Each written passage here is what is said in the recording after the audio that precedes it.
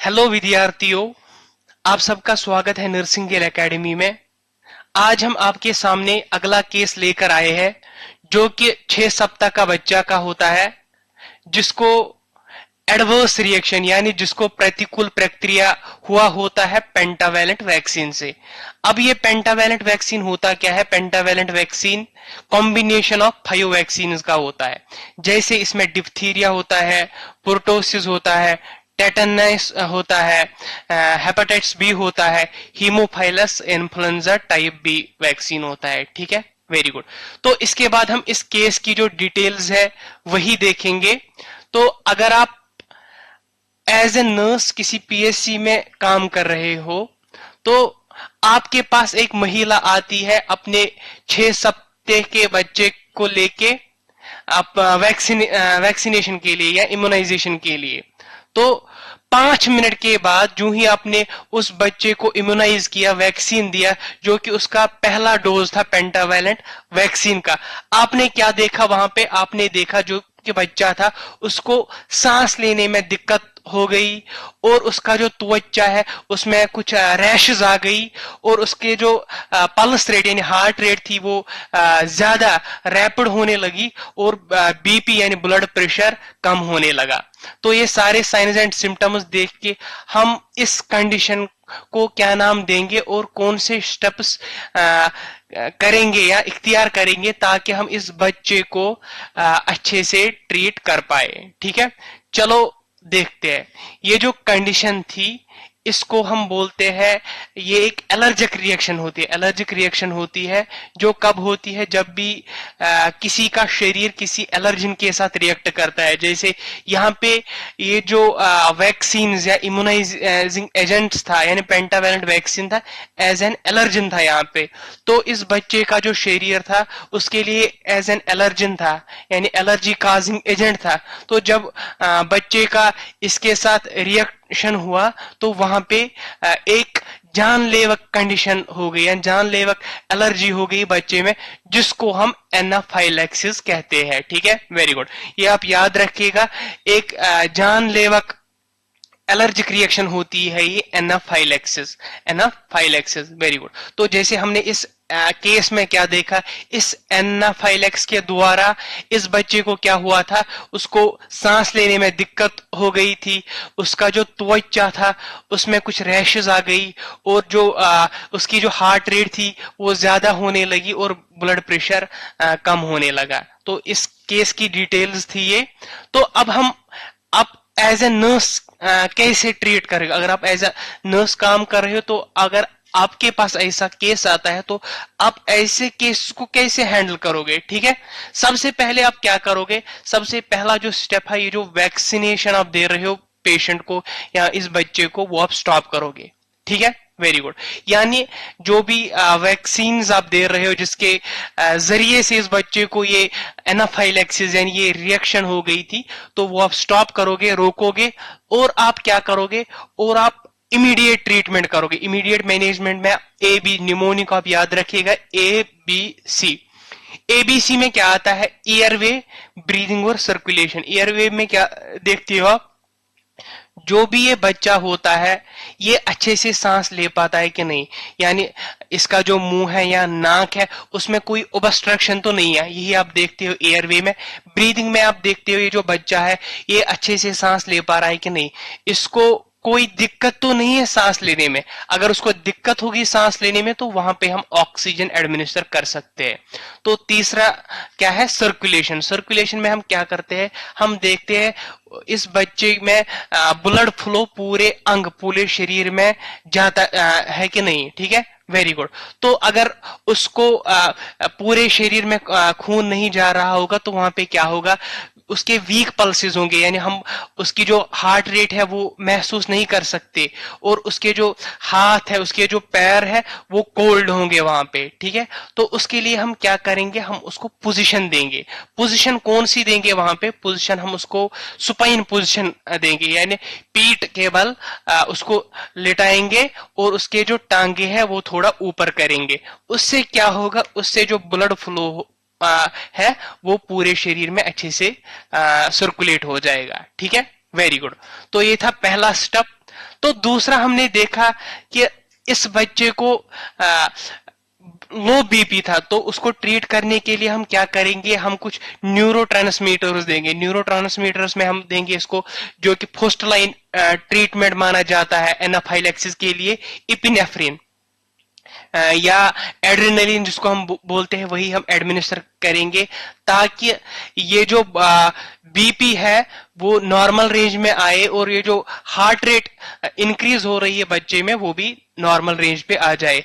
तो इपिनेफ्रिन ये जो है, ये ऑलरेडी जो मैंने बोला, ये फर्स्ट लाइन ट्रीटमेंट होता है इस एलर्जिक रिएक्शन के जो हम देते हैं एलर्जिक रिएक्शन में। तो अगर हम इन्फेंट्स की बात करेंगे कि कितना दे सकते हैं, जो भी बच्चे 6 महीने से कम एज ग्रुप में आते हैं तो उनको कितना देते हैं, उनको हम देते हैं 0.01 mg पर kg ऑफ 1:1000 सॉल्यूशन। ठीक है, वेरी गुड। लेकिन ये कैसे देते हैं, ये इंट्रामस्कुलर यानी 90 डिग्री एंगल पे ये देते हैं किस मसल में, जो थाई होता है उसका जो आउटर रीजन होता है वहां पे ही, जिसको हम वेस्टस लैटरलिस मसल बोलते हैं, वहां पे ही ये दिया जाता है। ठीक है, वेरी गुड। तो अगर इस बच्चे की जो कंडीशन है, इसके जो लक्षण है वो ज्यादा ही खराब होने लगे, तो वहां पे ये जो ड्रग हमने दिया इपिनेफ्रिन, वो हम कंटिन्यू कर सकते हैं तब तक जब तक कि बच्चे की स्टेबल कंडीशन हो। ठीक है, तो ऊपर हमने देखा कि बच्चे को सांस लेने में दिक्कत होगी, जो कि मेन प्रॉब्लम थी यहाँ पे। उसी को दिमाग में रख के हम क्या करेंगे, हम ऐसा सेटअप करेंगे, लेंगे यहाँ पे, ताकि जो ऑक्सीजन सेचुरेशन है बच्चे में वो नॉर्मल रेंज में आ जाए। तो उसके लिए हम क्या करेंगे, उसके लिए हम ऑक्सीजन देंगे बच्चे को। ऑक्सीजन कैसे देंगे, या तो हम फेस मास्क से देंगे या नेजल कैन्युला लगा के बच्चे को ऑक्सीजन देंगे, ताकि उसकी जो ऑक्सीजन सेचुरेशन है उसमें सुधार आ जाए। ठीक है, वेरी गुड। तो अब इसके जरिए से क्या होगा, इसके जरिए से बच्चा अब अच्छे से सांस भी लेगा, क्योंकि हमने उसको ऑक्सीजन एडमिनिस्टर किया होगा। तो अब क्या होगा, अगर ज्यादा ही वर्सन ये कंडीशन हो गई, तो आप नियर बाई देखोगे कोई फिजिशियन तो नहीं है, कोई हेल्थ केयर प्रोफेशनल तो नहीं है, ताकि वो आपको असिस्ट करे, वो आपको हेल्प करे। अगर आप अकेले हो तो आप क्या करोगे, ये जो लाइफ सेविंग मेजर्स है, जैसे आपने वाइटल्स आप कंटिन्यूअसली चेक करोगे, या लाइफ सेविंग मेजर जो भी आपके पास है वो आप अडॉप्ट करोगे पेशेंट के लिए। कब तक वो, जब तक आपके पास एम्बुलेंस या इमरजेंसी सर्विसेज आती है। ठीक है, वेरी गुड।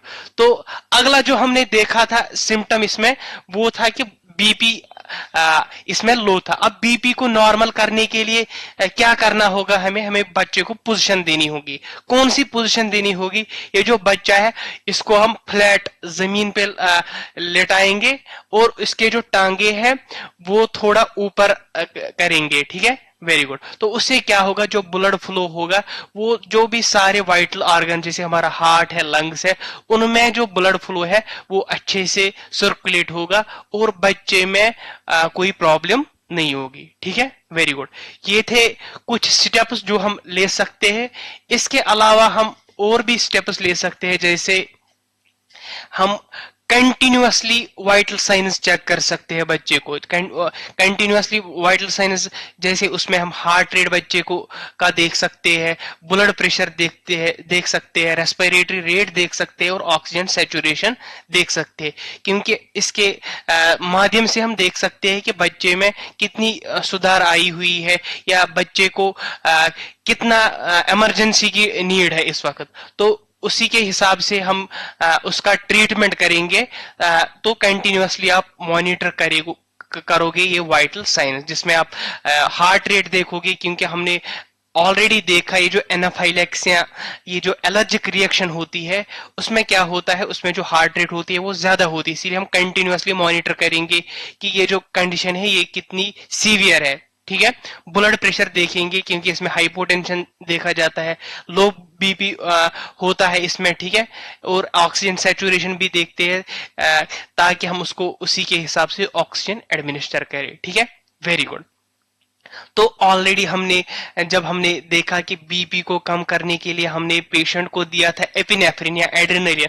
अब अगर उस एड्रेनलिन ने वहां पे काम नहीं किया होगा, अब एड्रेनल ने अगर काम नहीं किया होगा, अगर उसका बीपी, इस बच्चे का बीपी फिर से एबनॉर्मल था, यानी वो नॉर्मल रेंज पे नहीं था, यानी बीपी फिर से लो था, तो वहां पे हम क्या करेंगे, वहां पे हम आईवी फ्लूइड्स देंगे। ठीक है, वेरी गुड, ताकि सर्कुलेशन प्रॉपर हो जाए और इस बच्चे को हम शॉक से बचाए। ठीक है, तो आईवी फ्लूइड्स किस फॉर्म में दे सकते हैं, वहां पे हम देख सकते हैं नॉर्मल सेलाइन या देख सकते हैं रिंगर लैक्टेट सॉल्यूशन हम दे सकते हैं। जो इन्फेंट्स के लिए रिकमेंडेड डोज या बोलस, बोलस क्या होता है, ये एक मेडिकेशन होता है जो आईवी फॉर्म में दिया जाता है। कितना दे सकते हैं, 10 to 20 ml पर केजी। ठीक है, वेरी गुड। और आईवी फ्लूइड स्टार्ट करते हैं जैसे नॉर्मल सेलाइन या रिंगर लैक्टेट सॉल्यूशन कंटिन्यू करते हैं ताकि ये जो बीपी है ये नॉर्मल रहे। Very good. तो अब ये ट्रीटमेंट देके अब हम रेफर करेंगे पेशेंट को। अगर इसकी ज्यादा ही सीवियर कंडीशन होगी तो हायर लेवल्स पे उसको रेफर करेंगे, यानी या तो डिस्ट्रिक्ट हॉस्पिटल्स में उसको रेफर करेंगे या सब डिस्ट्रिक्ट हॉस्पिटल में उसको रेफर कर सकते हैं। ठीक है, ताकि प्रॉपर ऑब्जर्वेशन के लिए या प्रॉपर केयर के लिए। तो लॉन्ग टर्म फॉलोअप के लिए क्या करना होगा, हमें इस बच्चे को किसी डॉक्टर की सलाह देनी होगी कि डॉक्टर को किसी अच्छे एलर्जिस्ट या पीडियाट्रिस्ट को विजिट करे ताकि उसको अच्छा सा ट्रीटमेंट वहां पे मिले, और फ्रीक्वेंटली एलर्जी टेस्टिंग करे ताकि जिसके हिसाब से बच्चे को हम इम्यूनाइज कर सकते हैं। ठीक है, वेरी गुड। तो उसके बाद हम अगर ये जो सारा फेज है जो हमने देखा, अगर एक्यूट फेज कंट्रोल में आ गया, ये ठीक हो गया, तो वहां पे हम एंटीहिस्टामाइन्स दे सकते हैं। एंटीहिस्टामाइन में अगर हम क्या कर सकते हैं, इसका जो फंक्शन होता है वो क्या होता है, ताकि ये जो एनाफाइलैक्सिस रिएक्शन है ये ज्यादा टाइम तक न टिके। तो इसीलिए उदाहरण के तौर पर अगर आप यहाँ पे देखोगे, जो एंटीहिस्टामाइन हम देते हैं वो डाइफेनेड्रामाइन एडमिनिस्टर करते हैं 1 to 2 mg पर केजी IM, यानी इंट्रामस्कुलर देते हैं। लेकिन जब भी ये अगर आप आईवी देना चाहते हो तो धीमे धीमे देना होगा। ठीक है, वेरी गुड।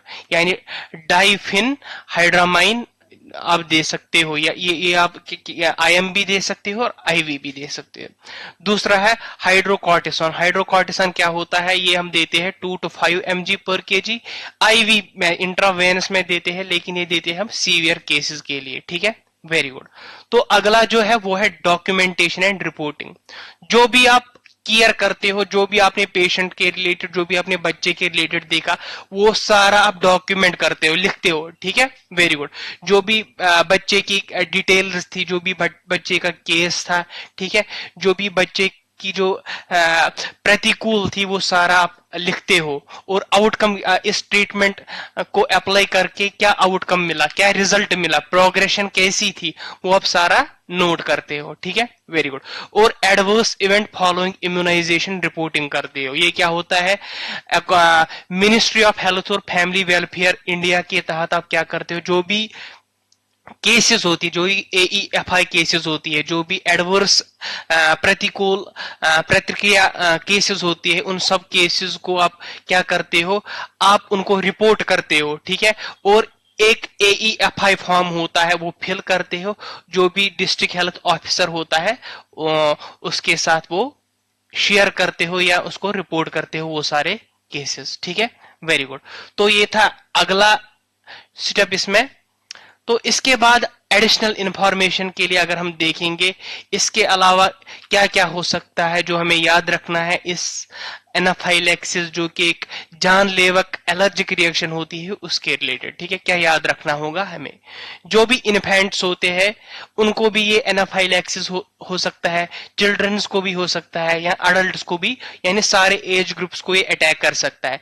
लेकिन जब भी इन्फेंट्स में ये एनाफाइलैक्सिस ये एलर्जिक रिएक्शंस आते हैं, तो वहां पे क्या करना होगा, मतलब वहां पे हमें ध्यान रखना होगा। ठीक है, वेरी गुड। क्योंकि वो डिफरेंटली प्रेजेंट कर सकते हैं किन में, इन्फेंट्स में। क्यों क्योंकि अगर इन्फेंट्स को एनाफाइलैक्सिस ने अटैक किया तो वहां पे ये जो इन्फेंट्स होते हैं ये बात नहीं कर पाते, ये कम्युनिकेट नहीं कर पाते। इसीलिए ये जरूरी है कि हम साइंस एंड सिम्टम्स खुद जांच ले अच्छे से, ताकि हम अच्छे से डायग्नोसिस करें कि patient is suffering from anaphylaxis. ठीक है, वेरी गुड।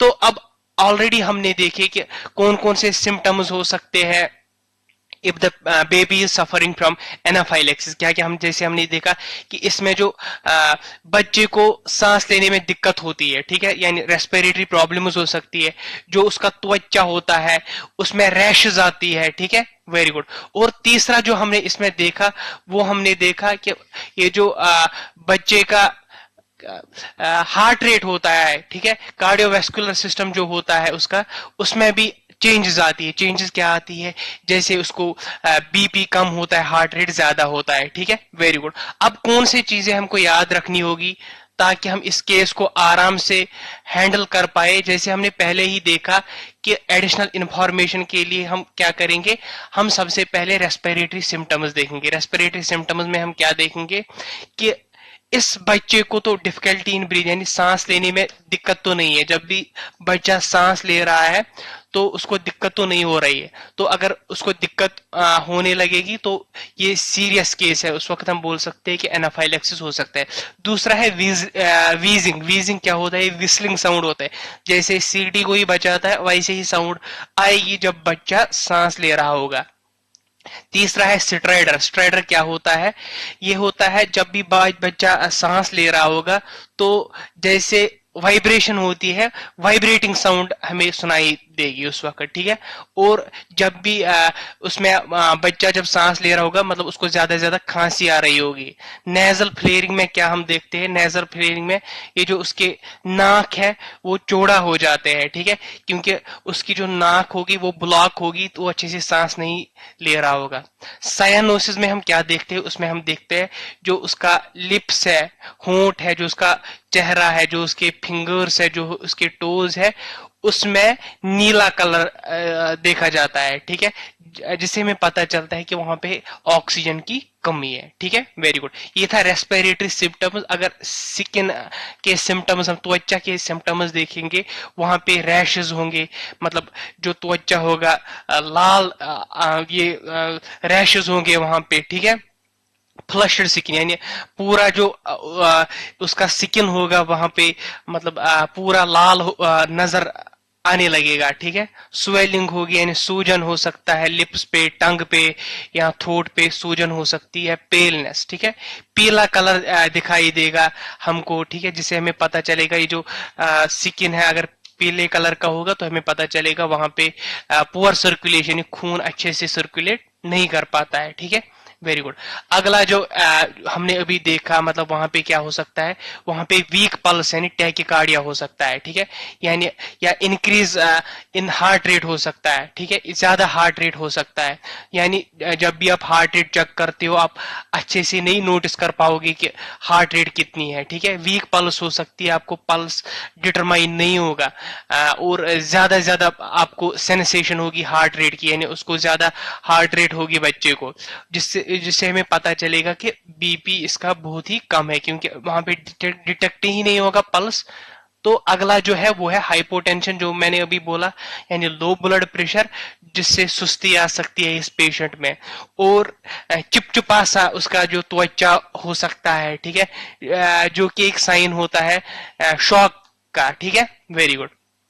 तो ये सारे सिम्टम्स देख के कॉम्बिनेशन में, जैसे अगर किसी को सांस लेने में दिक्कत होगी, त्वचे में रैशेस होगी, सूजन हो सकता है, या ज्यादा हार्ट रेट हो सकता, लो बीपी हो सकता है, तो वहां पे हम गेस कर सकते हैं कि पेशेंट को एनाफाइलेक्सिस एक जानलेवा बीमारी है, जिसके लिए इमीडिएट ट्रीटमेंट करना जरूरी है। यानी जो इमीडिएट ट्रीटमेंट होता है, जो हमने ऑलरेडी देखा फर्स्ट लाइन मैनेजमेंट में, जो हम एपिनेफ्रिन देते थे यानी न्यूरोट्रांसमीटर जो भी देते थे वो हमें एडमिनिस्टर करना होगा। ठीक है, ये था इस केस के रिलेटेड। अब जब भी आपके पास एनाफाइलैक्सिस केसेस आएंगे आप आसानी से उनको हैंडल कर पाओगे। ठीक है, मिलते हैं अगले केस में, तब तक के लिए बाय।